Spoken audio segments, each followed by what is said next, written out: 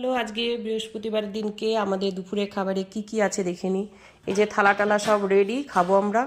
আর এগুলো হচ্ছে জল, মানে ফ্লাক্সে গরম জল রাখা রয়েছে, যা ঠান্ডা। তো দেখে নিই কী কী রান্না হয়েছে, যেটা হবেই। গরম ভাত কম্পালসারি।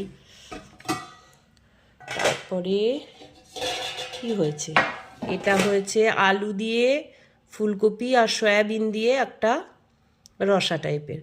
আলু ফুলকপি আর সয়াবিন দিয়ে। আচ্ছা, এখানে আছে আলু পোস্ত। এই যে আলু পোস্ত। আর এখানে কি আছে, ও এখানে আছে তোমার মেথির শাক, বেগুন দিয়ে মেথির শাক ভাজা। আর এটা কালকের একটু ডাল রয়েছে, এটা হয় না, এটা হচ্ছে মাছের ঝোল, আমার মাছের ঝোল। আর এখানে আছে আমারই পেঁপে সেদ্ধ, কিন্তু আমার রান্নার দিদি অনেক তেল দিয়ে দিয়েছে, পাশ থেকে নিয়ে আমাকে খেতে হবে।